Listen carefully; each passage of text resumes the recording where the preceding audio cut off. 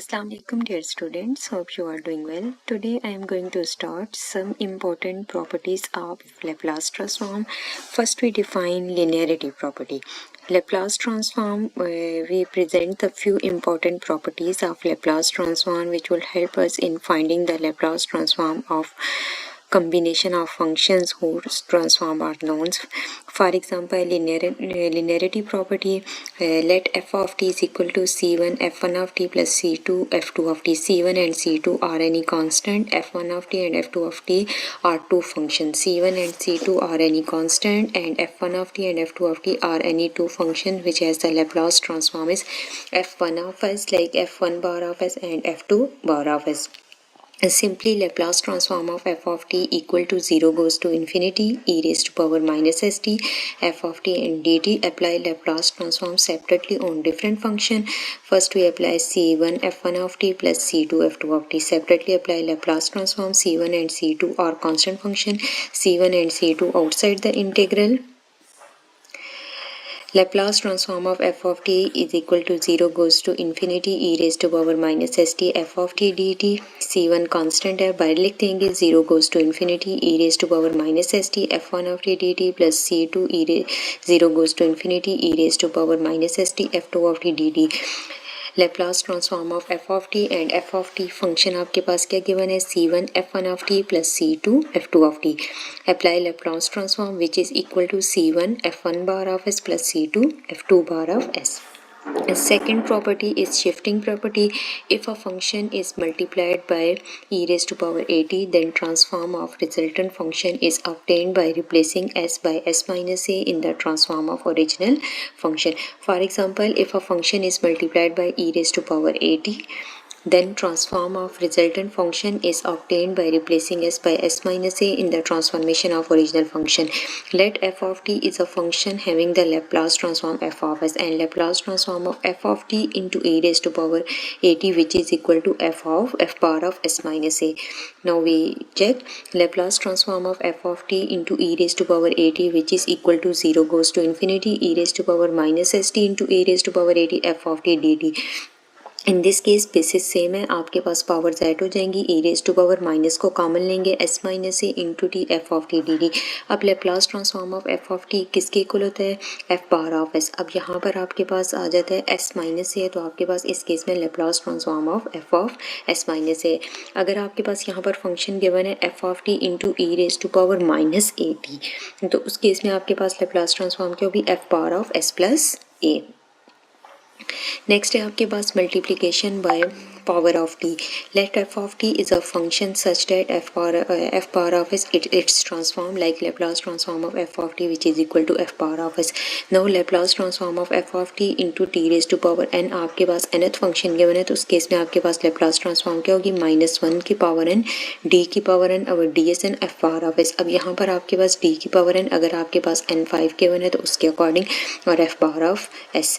तो Laplace transform of f of t into t की power n which is equal to -1 की power n f bar of n like nth time s n is equal to 0 1 2 3 up to 1 by definition. Laplace transform of f of t which is equal to 0 goes to infinity e raised to power minus st f of t dt. Now apply derivative d by ds f bar of s which is equal to d by ds 0 goes to infinity e raised to power minus st f of dt. आपके पास ये partial over partial s e raised to power minus s t f of t t t. जब आप इसका derivative लेंगे partial derivative apply करेंगे exponential के ऊपर, तो आपके पास क्या आ जाएगा t e raised to power minus s t f of t d t. तो इस केस में आपके पास फंक्शन की लेप्लास क्या आ जाएगी minus into Laplace transform of t into f of t. अब t यहाँ पर प्रोडक्ट में कैसे है e raised to power minus s t आपके पास क्या है कि कर्नल है. जब इसके ऊपर आप इसका आपने पार्शियल डेरिवेटिव लिया विद रिस्पेक्ट टू s, तो आपके पास क्या आ जाएगा इसका इंटरनल डेरिवेटिव में t है, तो माइनस टी है, तो माइनस को आपने बाहर ले लिया. अब यहाँ पर आपके पास क्या आ गया minus Laplace into t f of t d d e raise to power minus s t f of t. ये होली लेप्लास आ गई और इसके साथ प्रोडक्ट में ये फंक्शन आ गया टी इंटू लाइक -1 की power 1 D over D S F power of S D over S. Next है आपके पास डिफरेंशिएशन प्रॉपर्टी। डिफरेंशिएशन प्रॉपर्टी के केस में सेम आपके पास फॉर डिफरेंशियल फंक्शन के केस में आपके पास उसकी जो जनरल फॉर्म है आपके पास nth डेरिवेटिव के लिए s की power n f power of s minus s की power n minus one f ऑफ 0 माइनस s की power n minus 2 f prime of 0 up to 1। अब सबसे पहले Laplace transform of f of t किसके इक्वल होते हैं, 0 goes to infinity e raise to power minus s t f t dt। अब यहाँ पर आपके पास f प्राइम ऑफ t है, आपके पास फर्स्ट डेरिवेटिव का फंक्शन गिवन है, तो आपके पास क्या हो जाएगा e raise to power minus s t f prime of t d t. अब सबसे पहले आपके पास e raise to power minus s t as it is है, उसको फर्स्ट फंक्शन लेंगे जो आपके पास डेरिवेटिव के साथ है, फर्स्ट डेरिवेटिव के साथ फंक्शन गिवन है प्राइम ऑफ टी, इसको सेकंड लेंगे। आपके पास सेकंड फंक्शन के like first function integral of second function, इस केस में आपके पास इसको फर्स्ट फंक्शन कंसीडर करेंगे, इसको सेकंड।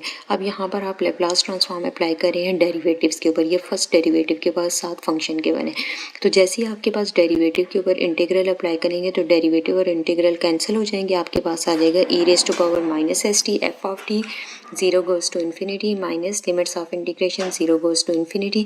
आपके पास ये जो एक्सपोनेंशियल फंक्शन है इसके ऊपर डेरिवेटिव अप्लाई करेंगे और आपके पास इसका अगेन इंटीग्रल लेंगे और फिर होल इंटीग्रल में ये आपके पास फंक्शन आ जाएगा। अब यहाँ पर आपके पास e raise to power minus s t है, तो आप इसका जो डेरिवेटिव लेंगे विद रिस्पेक्ट टू टी लेंगे, तो माइनस एस आपके पास कांस्टेंट में आ जाएगा इंटरनल डेरिवेटिव से। तो नेक्स्ट आपके पास लिमिट्स ऑफ इंटीग्रेशन पुट करेंगे, वो आपके पास क्या है 0 goes to infinity e raise to power minus negative infinity है इंटू एफ ऑफ इन्फिनिटी, ये आपके पास 0 को अप्रोच कर जाएगी। e raise to power 0 into f of 0 आपके पास आ जाएगा minus f of 0 plus s into Laplace transform of t, आपके पास कैसे आया माइनस माइनस प्लस एस आपके पास आउटसाइड द इंटीग्रल आ गया, 0 goes to infinity e raise to power minus s t f of t d T.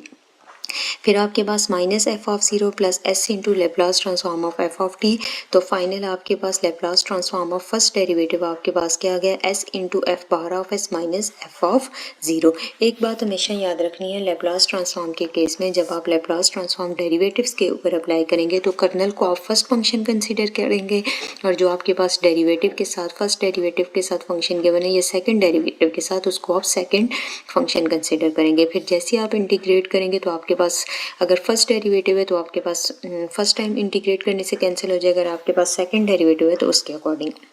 Similarly अगर आपके पास सेकंड डेरिवेटिव गिवन है Laplace transform of like d two into d two f of d two d, आपके पास second derivative given है तो उस case में लेप्लास ट्रांसफॉर्म आ जाएगी S into Laplace transform of F bar of S S into f bar of s minus f of 0 minus F prime of 0। अब ये term आपके पास कैसे बनेगी, सबसे पहले आपने इसके ऊपर डेरिवेटिव जैसे ही अप्लाई करेंगे, इसको इंटीग्रेट करेंगे इंटीग्रेशन बाय पार्ट्स के रिस्पेक्ट से, तो आपके पास e raise to power minus s t आ जाएगा। फिर आपके पास आ जाएगा f prime of t into limits of integration 0 goes to infinity, फिर लिमिट्स पुट करेंगे तो उससे जो आपके पास पार्ट आएगा वो आपके पास आ जाएगा माइनस एस इंटू